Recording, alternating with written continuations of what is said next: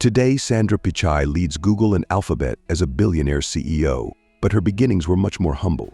Her remarkable ascent in the tech industry began in a modest middle-class home. Sundar grew up in a small, shared two-bedroom house. We had a simple life. We would sleep on the living room floor. Owning a refrigerator was a big event for us, something other families took for granted. The family didn't own a telephone until Sundar was 12, a device that sparked her passion for technology. Despite the lack of luxuries like a TV or a car, Sundar's parents prioritized their children's education above all else. Like many parents of their time, mine made great sacrifices. They spent much of their earnings to ensure we received a good education. Sundar reflects. This commitment paid off when she earned a place to study engineering at the Indian Institute of Technology, standing out as a top student and securing a scholarship to Stanford. However, reaching there was a challenge. The cost of my flight to the US was as much as my father's annual earnings, but it was worth it for the education. It was my first flight ever. Everything in America was expensive. A phone call home cost $2 a minute, and a simple backpack was as much as my dad made in a month back in India. The only factors that carried Sundar Pichai from his modest beginnings to remarkable achievements were his deep passion for technology and his openness to new experiences. When Sundar first set foot in the US, as a 20-year-old, he could never have imagined that he would one day become a figure whose success story inspires millions worldwide, proving that anything is possible. He started at Google in 2004 and climbed to the role of CEO by 2015. His trajectory didn't plateau there. By 2019, he was also leading Google's parent company, Alphabet, amassing a net worth exceeding $1 billion. From his humble origins as a shy boy from a middle-class family who once slept on the floor, Sundar Pichai has risen to become the billionaire CEO of one of the world's most influential companies. Despite his immense success, he remains known for his humility and approachability, qualities that make him one of the most admired and likable leaders. Not a workaholic by nature, his work ethic is nonetheless exemplary. For those feeling uncertain and fearful about their futures, Sundar offers empowering advice. Aim high and don't be afraid to fail. Failure is a part of the journey toward success. Even if you stumble, you're achieving something significant. Setbacks are trivial in the grand scheme. Starting a business and experiencing failures can become a badge of honor. If you aren't failing occasionally, you're not aiming ambitiously enough.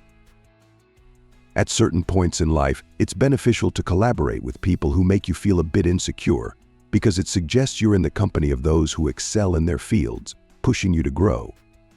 Feeling completely secure often means settling into comfort, not challenging yourself to expand.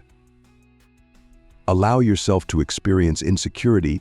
It's a catalyst for personal growth. Sundar advises.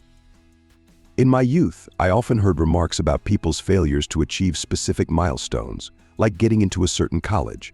However, life's trajectory is vastly different from these early indicators. It's crucial to nurture your dreams and actively pursue them. Ultimately, your life's course is shaped more by your own actions than by external circumstances. You have the potential to enhance the world in unique ways, even if you haven't figured out exactly how yet.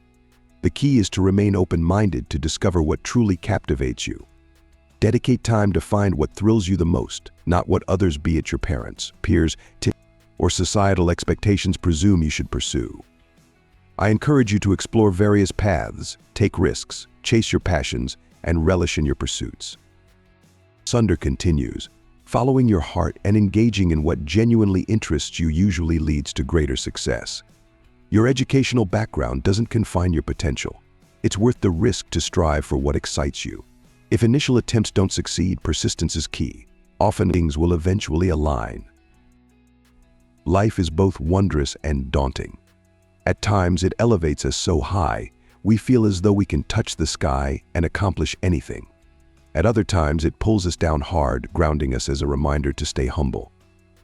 Life isn't flawless, and seeking perfection in everything isn't the path to happiness. Happiness doesn't stem from everything being perfect. It comes from maintaining a positive attitude toward life's imperfections. Life is far too brief to spend not being joyful and satisfied. Take charge of your life and realize that today you can make a difference by shifting your perspective. Don't fear failure, rather, face it head-on 1,000 times if necessary. Embrace failure as a part of life, confront it, and learn from it. Regrets mostly come from the opportunities we never took. For me, being fearless about making mistakes makes everything simpler. Not being concerned with others' opinions liberates you to act, and action leads to victories or lessons. Either way, you win. It's better to be wrong 10 times and right 3 than to only try 3 times and always succeed. Perfection doesn't exist. Pursuing it is often a direct route to missing out. It's about making the decision to just go for it. I'm exhausted with excuses. Why not try something new? Be hopeful, be patient, stay focused, and just do what you need to do. Aim to please one person: yourself. And remember, success is defined by your own standards, not by becoming Sundar Pichai. The ultimate goal is happiness. So, what's your story?